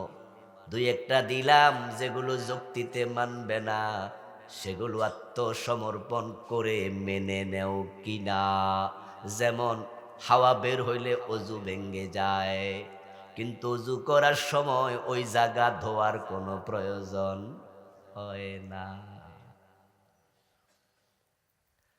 আপনি মসজিদে ঢুকছেন শীতের মাঝে, অজু কইরা ফজরের টাইমে ঠান্ডা পানি, মসজিদে ঢুকতে ঢুকতে একটা কাশ মারছেন, এর মাঝে নিচ দিয়া হাওয়া বাইর হয়েছে, অজু আছে না গেছে? এখন কি নামাজ চালাই দিবেন না আবার অজু? তো অজু করতে হলে কি ধুইতে হইব? মুখ হাত, ওইটা ধোন লাগবে। তো অন্যায় করলো কেডা? আর শাস্তি দিলেন কেন? মুখ তো মাত্র ধুইছেন, হাতও মাত্র ধুইছেন, তো এরা তো কোনো অন্যায় করে না, কারণ এরা আবার ঠান্ডা পানি। যেখানে পানি নাই সেখানে নামাজ পড়তে কি করতে হয়? এই কিশোরগঞ্জের ভাইয়েরা, কথা কইতে হইব কিন্তু। রাত কিন্তু 11টা বাজি গেছে, কথা না কইলে আমি ওয়াজ কমাই দেব। ওয়াজ কি ছেড়ে দিতাম নি কোনো? অজু যদি করতে হয় পানি লাগবে, পানি নাই, নামাজ পড়তে কি মাফ না তায়াম্মুম? এটা কোন যুক্তিতে ধরলো? কোন যুক্তিতে ধরলো আমার বুঝে আসে না। চেহারার মাঝে মাটি আছে, ময়লা আছে, হাওয়া থেকে লেগেছে, হাতে লেগেছে, ইত্যাদি ইত্যাদি ইত্যাদি। রাতের বেলায় ঘুমাইছেন, ঘুমানোর কারণে আপনার হাত দেহের কোন জায়গায় চুলকাইতে গেছে কওয়া যায় না, ঘুমের ভিতরে টের পান নাই। হাতের মাঝে ময়লাও তো লাগতে পারে, নিজের দেহ থেকেই লাগতে পারে। তো ঘুম থেকে ওঠেন, পানি দিয়া ধন, মুখের ময়লা চলে যাবে, হাতের ময়লা চলে যাবে, এটা লজিক্যাল, বুঝে আসলো। অজু ঠিক আছে, পবিত্রতা। কিন্তু উঠে দেখেন পানি নাই। এবার ইসলাম বলে এবার মাটির কাছে যাও, যাইয়া কিছু মাটি আরো লাগাও। তায়াম্মুম করলে কি ধুলাবালি যায় না আরো লাগে? তো আরো লাগলে পবিত্র হইলেন কেন? যা আসিল তা তো চলে, এখন যে মাইরা একবার ভালো করে আরো তো কিটা হইল? বুঝে আসে না। আল্লাহ বলছে কোন কথা নাই। দুই চারটা মাসালা এমন আছে, বাকি সব যৌক্তিক, সব লজিক্যাল। আলহামদুলিল্লাহ, আমরা যৌক্তিক রাজ্য হলেও মানি, যুক্তিতে না আসলেও মানি। এটার নাম আল্লাহর কাছে আত্মসমর্পণ। সুবহানাল্লাহ।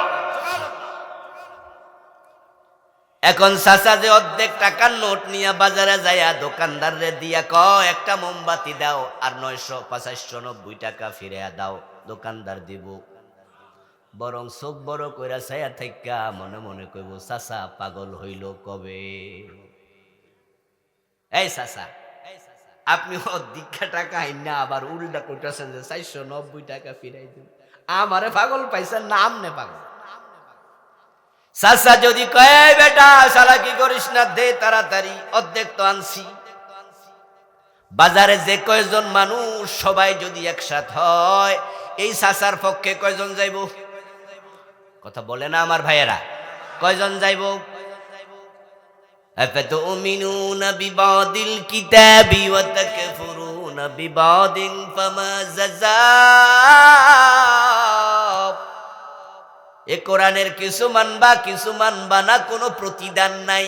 ওই চাচারে বলবে চাচা অর্ধেক টাকার কোন সদাই পাবা, বিনিময় নাই, বাড়ি লইয়া যাও গা। ও দোস্ত, আপনি ইসলামের কিছু মানবেন কিছু মানবেন না, সুবিধাবাদ জিন্দাবাদে মোমেন হওয়া যায় না। কেউ কেউ মনে মনে বলবেন কিছু তো মানছি তাহলে আমি মোমেন। আমি বলবো দোস্ত তুমি মোমেনও না, অর্ধেক মেনে মোমেন হওয়া যায় না। কোরআনের বক্তব্য ইয়াকুলুনা নুমিনু বিবাদিন ওয়া নাকফুরু বিবাদ ইউরিদুনা আন ইয়াত্তাখিযু বাইনা যালিকা সাবিলা উলাইকা হুমুল কাফিরুনা হাক্কান। আল্লাহ কিছু বাদ দেয় নাই, কোরআনে সব কইয়া লাইছে। আল্লাহর সাথে কোনো চালাকি চলবে না, কোনো চালাকি চলবে না। নবী ইব্রাহিম আলাইহিস সালাম আল্লাহর সাথে হাসরের ময়দানে একটু চালাকি করবেন, কিন্তু কুলাইতে পারবেন না। উনার বাবারে যখন জাহান্নামের ফেরেশতারা হাতে পায়ে গলায় শিকল বেঁধে জাহান্নামের দিকে নিতে থাকবেন, প্রতিমধ্যে দেখা হয়ে যাবে। ইয়ালকা ইব্রাহিম আবাহু আযার ওয়া আলাইহি কাতারাতুন গাবারাহ।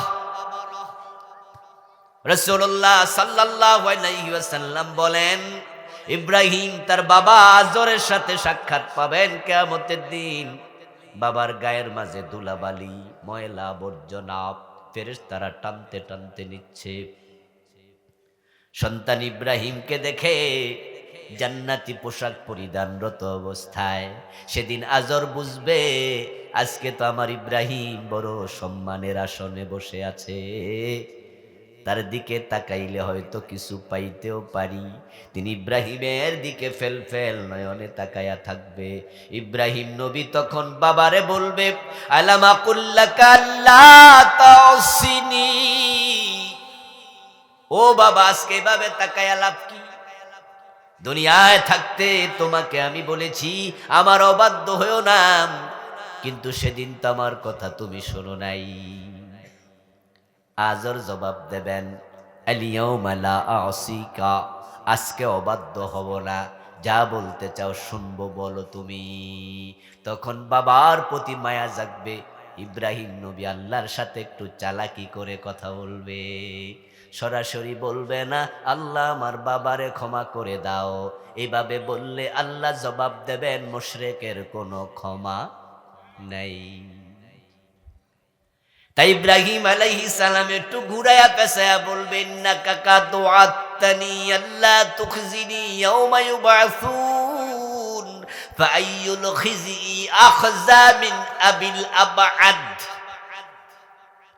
প্রিয় নবীজি বলছেন, ইব্রাহিম আলাইহিস সালাম বলবো, ও আমার আল্লাহ, দুনিয়ায় থাকতে আপনি আমার সাথে ওয়াদা দিছেন কিয়ামতের দিন আমাকে আপনি বেজ্জতি করবেন না।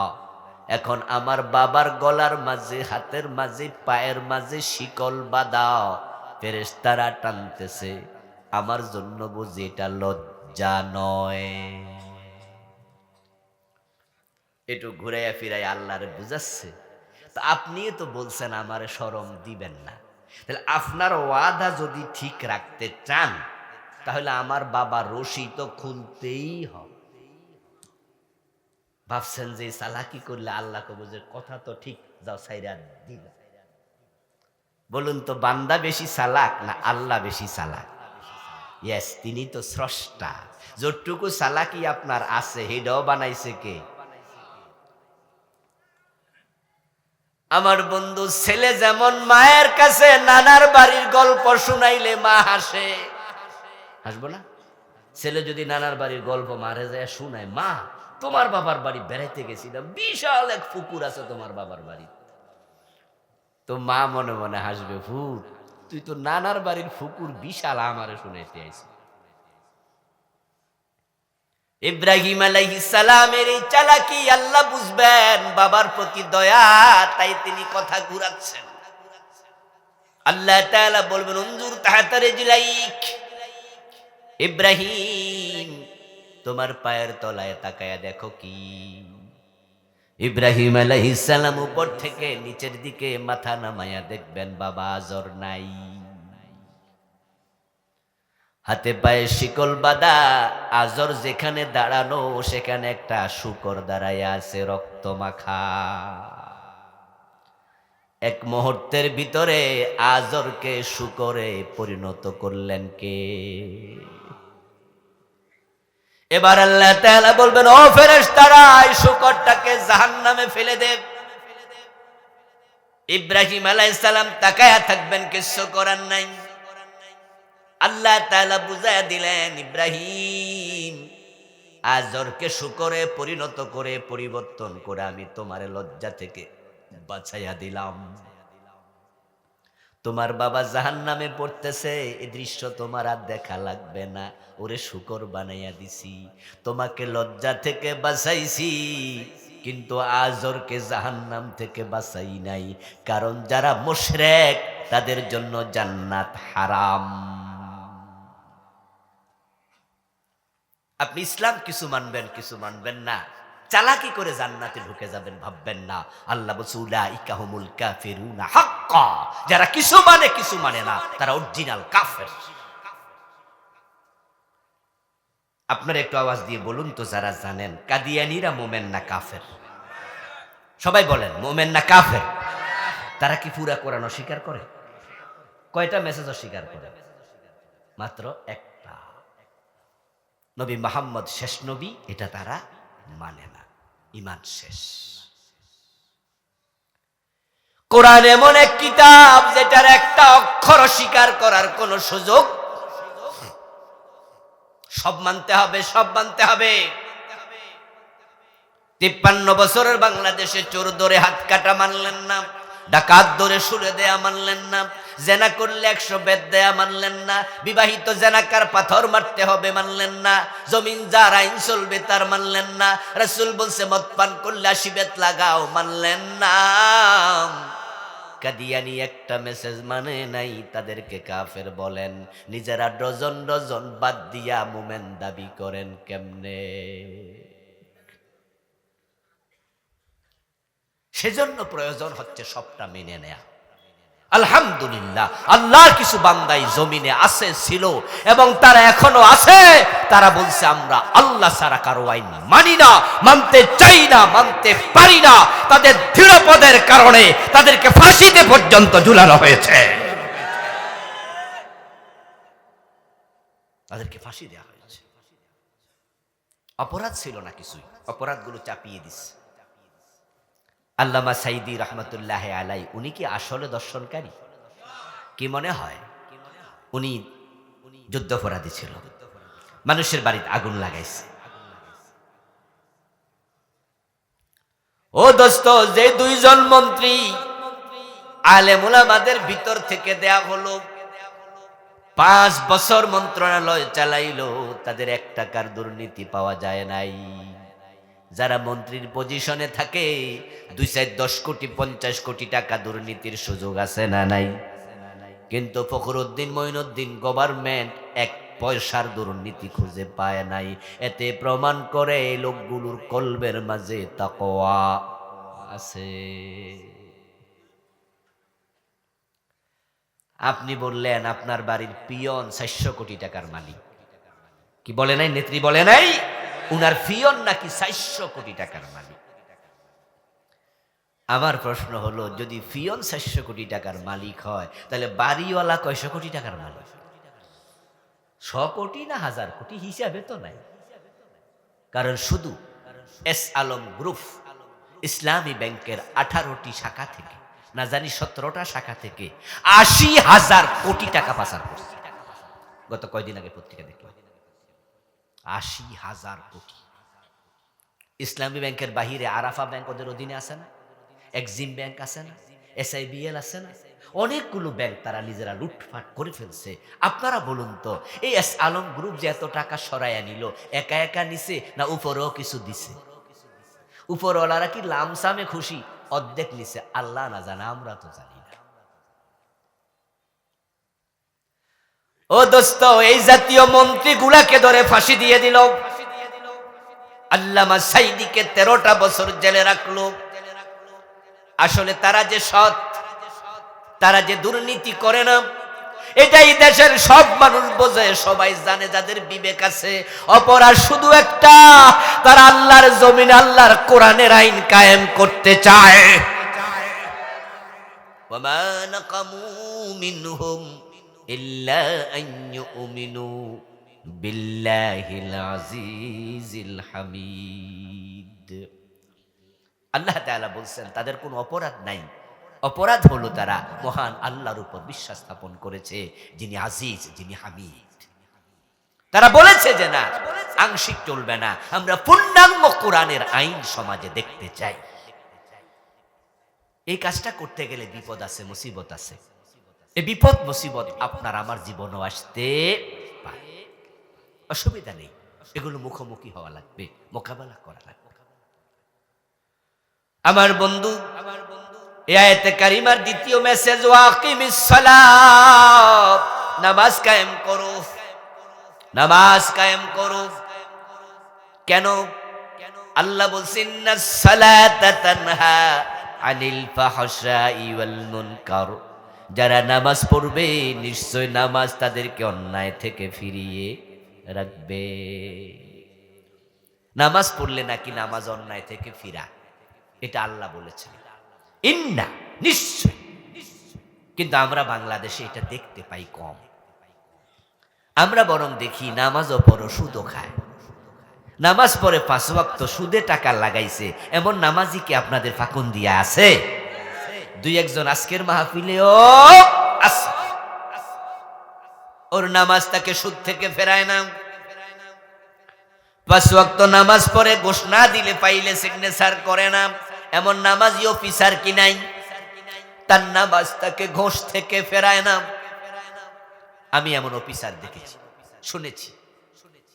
5 ওয়াক্ত নামাজ শুধু পড়ে তা না, ইশরাক তাহাজ্জুদও পড়ে। আমি কুমিল্লা ধামতি আলিয়া মাদ্রাসা থেকে কামিল পাশ করেছি। মাদ্রাসাটা পীর সাহেবের মাদ্রাসা, ধামতির ফিজ। পীর সাহেব হুজুর একদিন বললেন, আলোচনা করতে গিয়ে, মসজিদের মাঝে আমাদের খানকা, ওখানে পীর সাহেবের তালিমের জায়গা, সেখানে নামাজ হতো। উনি বলতেছে যে উনাদের মাদ্রাসা, ধামতি মাদ্রাসা, একবার তিনি কেরানিকে পাঠালেন টিউনুর কাছে। হুজুর মারা গেছে, এখন জীবিত নেই। টিউনুর কাছে পাঠালেন যে মাদ্রাসার মঞ্জুরির মেয়াদ শেষ, এবং সেই মেয়াদ যে শেষ, এটা 3 বছরের জন্য একবার মঞ্জুরি দেয়, প্রতি 3 বছর পর পর আপডেট করতে হয়, এমপিওভুক্ত মাদ্রাসা স্কুলের নিয়ম। উনারা কাগজ দেখে যে মেয়াদের শেষ আগামী দিন, এর ভিতরেই কাগজ সাইন করে আনতে হবে, না হয় জটিলতা তৈরি হবে। আর তখন দাউদকান্দি ব্রিজ, মেঘনা ব্রিজ হয় নাই।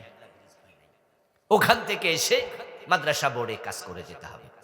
টিউনো হলো সভাপতি, টিউনুর কাছে গেছে, কালকে ডেট শেষ, কালকেই ঢাকায় যেতে হবে, স্যার আপনি একটু আমাদের মঞ্জুরির জন্য দরখাস্ত করছি আমরা, যেহেতু আপনি সভাপতি, আপনি সিগনেচার করে দেন।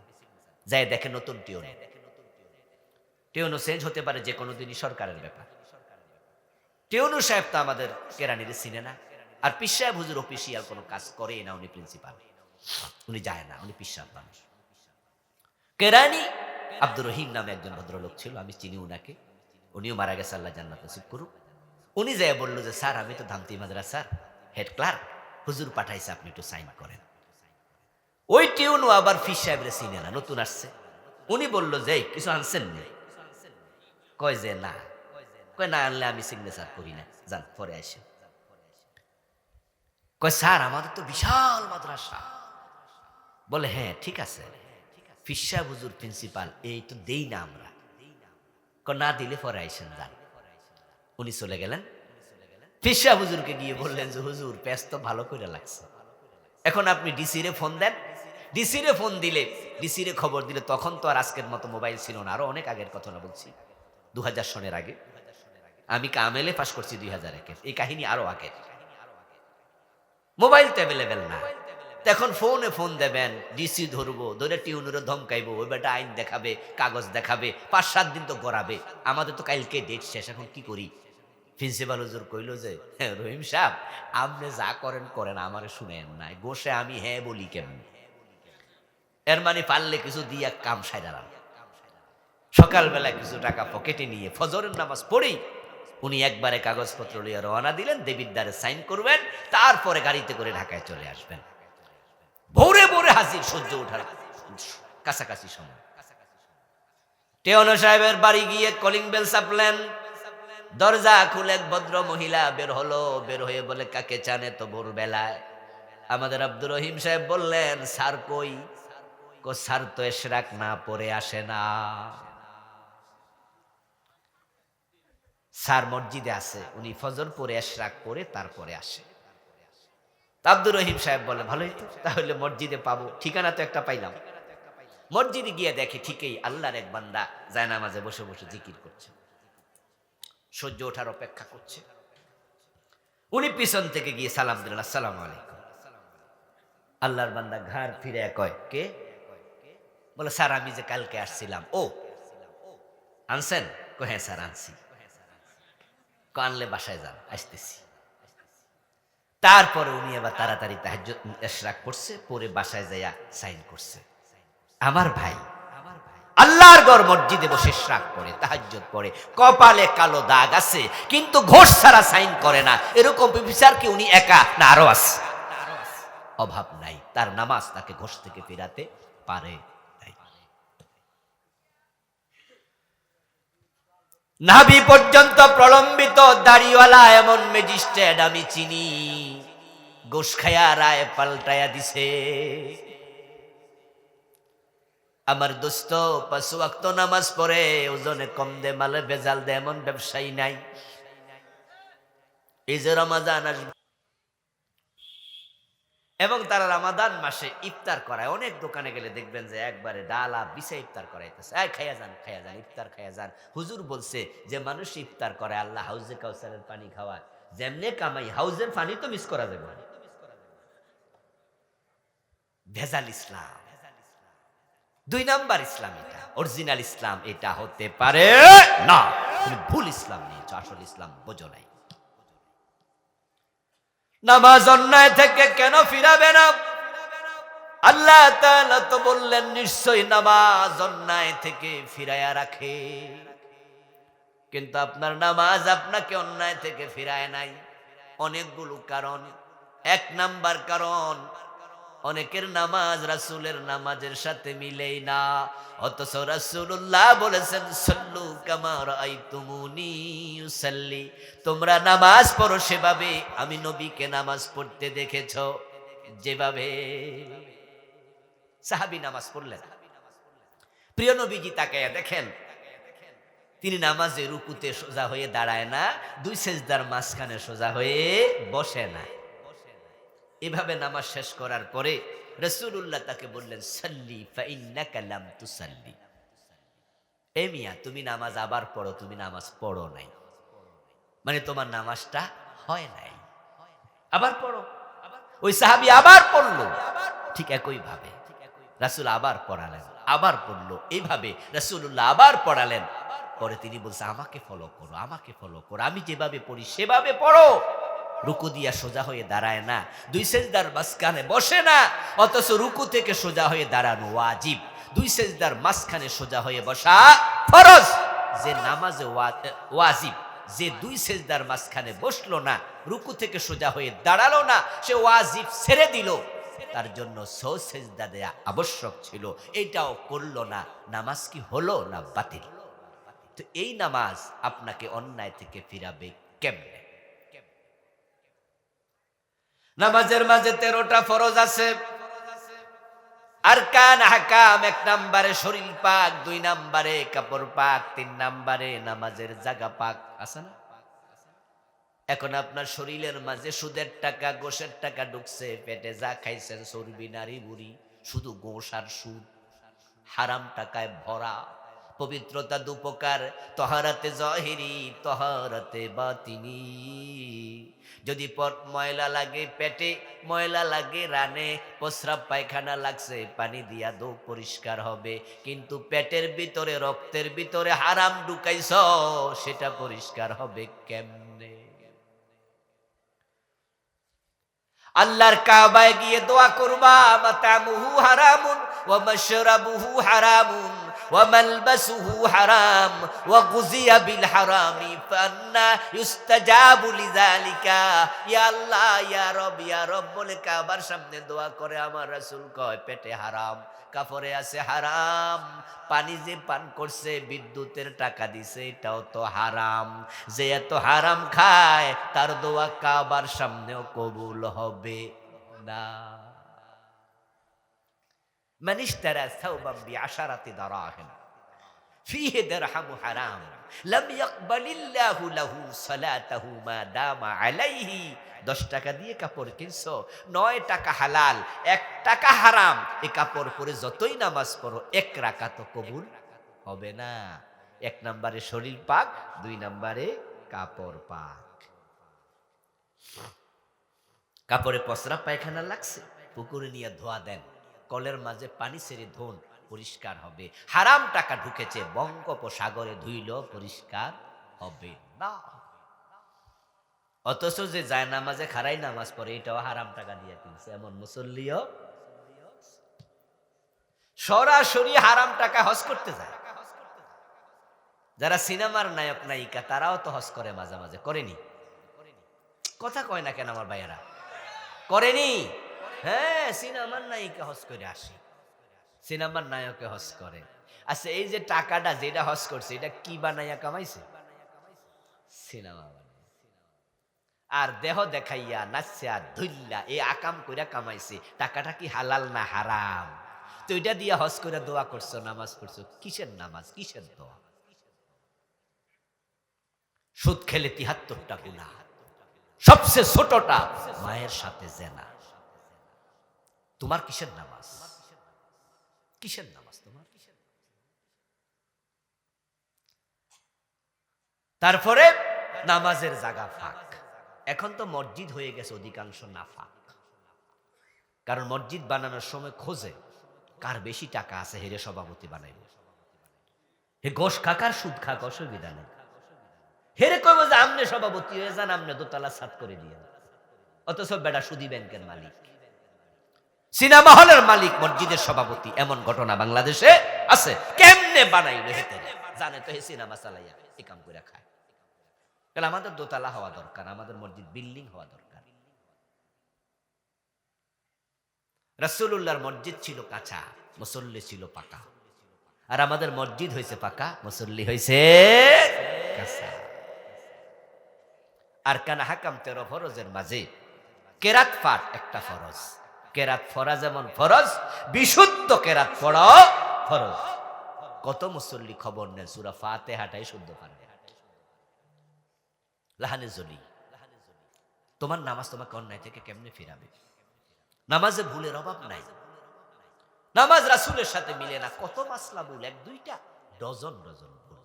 ইমাম যখন ভুল করে, পিছন দিয়ে আমরা তাকে সংশোধন দেই, লোকমা দিই। বাংলাদেশে লোকমা দেয়, পিছন দিয়া মুসল্লিরা কি বলে? আল্লাহ আকবার। প্রিয় নবীজি কি শিখাইছে? সুবহানাল্লাহ। শিখাইলো কি আর আমরা কই কি? قال رسول الله صلى الله عليه وسلم للرجال التسبيح وللنساء التصفيق। রাসূলুল্লাহ শিখাইলেন পুরুষ মুসল্লি যদি লোকমা দেয়, সে যেন সুবহানাল্লাহ পড়ে, তাসবিহ পড়ে।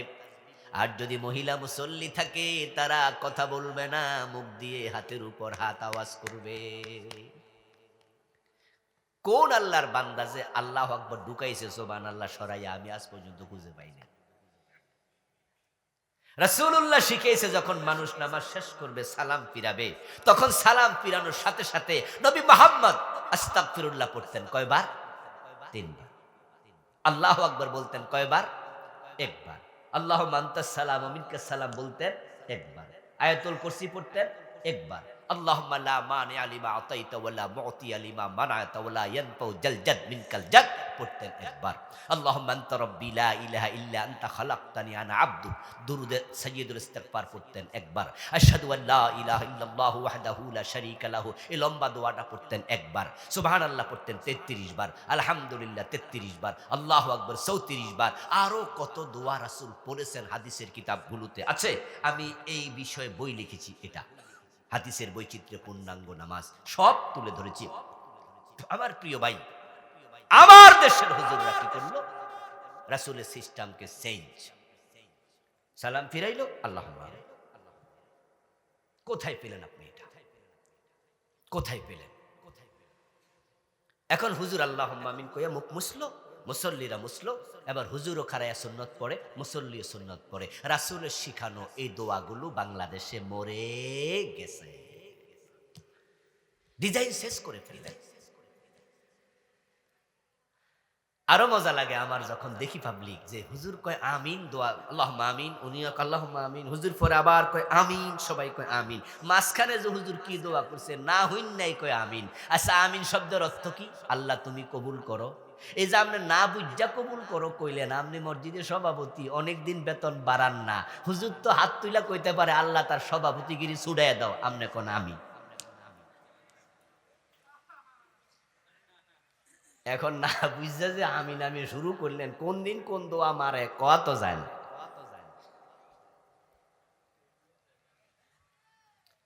আমার বন্ধু প্রিয় নবীজি দুজন সাহাবীকে আযান শিখালেন। ডিজাইন দেখেন কেমন আমরা চেঞ্জ করি। হযরত বেলাল, হযরত আবু মাহজুরা রাদিয়াল্লাহু তাআলা আনহুমা, আল্লাহর নবী আযান শিখালেন, আল্লাহু আকবার বলে আযান দেও। বাংলাদেশের কিছু জায়গায় দেখা যায় আযানের আগে দুরূদ শরীফ চালাইয়া দিছে। আশা করছি এলাকায় নাই, না থাকাই ভালো। কিছু কিছু জায়গায় দুরূদ শরীফ চালাইয়া জিজ্ঞেস করি আমি পাইলেন কই? কন না হাদিসে নাই, কিন্তু অসুবিধা কি? আচ্ছা, আপনার মত ইসলাম চলবে না কোরআন হাদিস মতো চলবে? আমার বন্ধু নামাজে দাঁড়াইছেন, নামাজে দাঁড়ায়া মুসাল্লার দোয়া দিয়া নামাজ শুরু। ইন্নী ওয়াজ্জাহতু ওয়াজহিয়া লিল্লাযী, এটার নাম দিয়েছে মুসাল্লার দোয়া। রাসূলুল্লাহ সাল্লাল্লাহু আলাইহি ওয়াসাল্লাম তাকবীর বলে নামাজ শুরু করতেন। ইফতিতাহু ওয়াত তাকবীরু ওয়া ইখতিতামুহু আত তাসলিম। হাদিস হলো নামাজের শুরু হবে আল্লাহু আকবার দিয়ে, নামাজ শেষ হবে সালাম ফিরাইয়া। এখন আপনি নামাজ শুরু করছেন মুসাল্লার দোয়া দিয়া, ইন্নী ওয়াজ্জাহতু। অথচ প্রিয় নবী এই দোয়া পড়েছেন, আবু দাউদে হাদিস আছে, এই বইটা আমি এনেছি।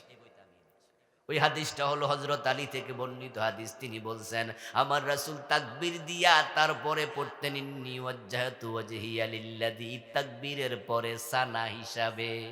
কারণ সানা আপনি যে একটা শিখছেন সুবহানাকাল্লাহুম্মা বিহামদিকা, হাদিসে সানা একটা না, সানা আছে অনেকগুলো। ইন্নী ওয়াজ্জাহতু তার মাঝে একটা। রাসূল পড়তেন তাকবীর দেওয়ার পর কেডা জানি ধাক্কায়া নিয়ে গেছে তাকবীরের।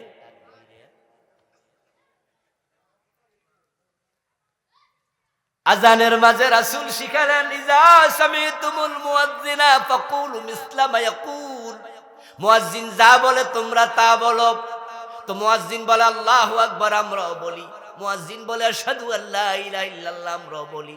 মুয়াজ্জিন বলে আশহাদু আন্না মুহাম্মাদুর রাসূলুল্লাহ, তখন আমরা কি বলি? সাল্লাল্লাহু আলাইহি সাল্লাম। অথচ রাসূল কয় না, মুয়াজ্জিন যা বলে তোমরা তাই বলো।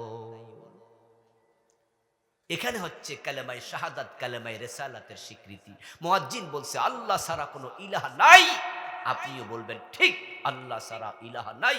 মুয়াজ্জিন বলছে মুহাম্মদ আল্লাহর রাসূল, আপনিও বলছেন ঠিক, মুহাম্মদ আল্লাহর রাসূল।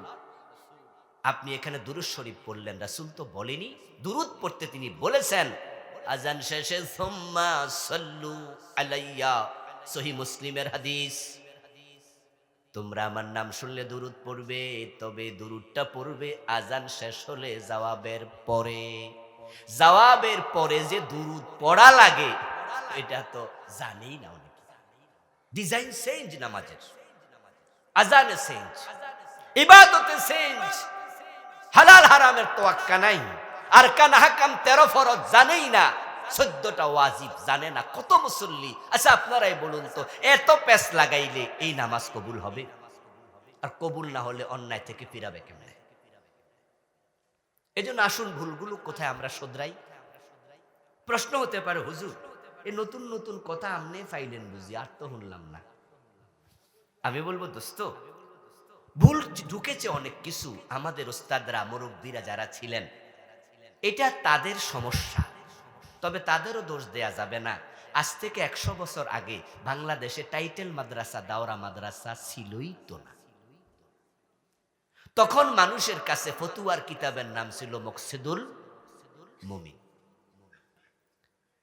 নেয়ামুল কোরআন, এগুলা ছিল ফতুয়ার কিতাব। সারা বাংলাদেশ একটা টাইটেল মাদ্রাসা ছিল না। টাইটেল পাশ করলে কলকাতা যেত। দাওরা মাদ্রাসা হাটহাজারি ছিল না, মেখল ছিল না, কোনোটাই ছিল না 100 বছর আগে। এগুলো ছোট ছোট মক্তব টাইপের ছিল, 2-4 ক্লাস ছিল। দাওরা পাশ করতে দেওবন্দে যাওয়া লাগতো। আর এখন সারা বাংলাদেশে অসংখ্য দাওরা মাদ্রাসা আছে। আপনাদের কিশোরগঞ্জে জামিয়া এমদাদিয়া ছাড়াও আরো দাওরা মাদ্রাসা আছে না? কত আলহামদুলিল্লাহ। বুখারী পড়ে, মুসলিম পড়ে, মিশকাত পড়ছে, আবু দাউদ, তিরমিজি, সিয়াসিত, তার ভিতরে বাহিরে কিতাব পড়ছে। তো আগের লোকেরা কিতাব ছিল না, পড়ার লোক নাই, তাই তারা ভুল করছে। হতেই পারে। ও ভাই, আজ থেকে 30 বছর আগে দাঁত তোলার জন্য আমরা কি ডেন্টাল ক্লিনিকে যাইতাম না রাস্তার পাশেও দাঁত তুলতাম? যারা আমার সমবয়সী আছেন তারা দেখছেন যে এরকম বাক্সায় লইয়া প্লাস দিয়া টাইম না তুল। এবং আজকে যে চুল কাটার জন্য আমরা এসি ভিআইপি সেলুনে যাই, আগে কি সেলুনে না রাস্তার সাইডে বইয়া? হ্যাঁ, যারা চুল কাটতো দুই হাঁটুর মাঝখানে মাথা ঢুকাইয়া তারপরে টানবে। এখন দেখেন আমরা দাঁত তোলার জন্য কি দারুণ ভিআইপি ডেন্টাল ক্লিনিক, এবং সেখানে এমন চেয়ার আছে, শোয়াইয়া দিয়ে টিপ মারলে হইয়া যায়, টিপ মারলে খারায় যায়। কি মজা, কাইতয় শীতয়। এখন যদি আপনি ফ্লাশ দিয়া দাঁত তোলেন তাহলে পাবলিক কব এই ব্যাক কল, এর কাছে কেসব কেন? আগে ভুল ছিল, মকসিদুল মুমিন এর চেয়ে বেশি ছিল না। আমাদের ওস্তাদরা মক্তবে পড়াইছে মুন্সি মানুষ, আনাকুম বানাকুম তানাকুম। উনারা ভুল করছে। আচ্ছা, এই ভুল নিয়ে আল্লাহ পর্যন্ত যাবেন নাকি সংশোধন দরকার? কি মনে হয় আপনার? এজন্য আসুন আমরা আমাদের নামাজকে পরিশুদ্ধ করি, আমরা হারাম পরিত্যাগ করি, আরকান হাকাম বুঝি, যে ভুলগুলো আছে সংশোধন করি। অনেকগুলো ভুলের সংশোধনে বইটি আমি লিখেছি। আমার লেখা 8টা বই আছে আলহামদুলিল্লাহ। শিরকের উপরে চলমান 29টা শিরিক লিখেছি, 38টা বেদাত লিখেছি। এই মাসে একটা এসেছে, গত মাসে লিখলে আলহামদুলিল্লাহ শেষ করলাম, ছাপানো হলো। রাসূলুল্লাহর জীবনীর উপরে যেমন ছিলেন প্রিয় রাসূল সাল্লাল্লাহু আলাইহি ওয়াসাল্লাম, উনার সুরত সিরত একসাথে তুলে ধরেছি। পরকাল নিয়ে লিখেছি। 8টি বই আছে, বাহিরে আমার গাড়ি আছে, কালো গাড়িতে ড্রাইভারের কাছে পাবেন, যাওয়ার সময় নিয়ে যাবেন। যে কথাগুলো বললাম, আল্লাহ তাআলা আমাকে যারা শুনলেন সকলকে আমল করার তৌফিক দিন, বলি আমিন।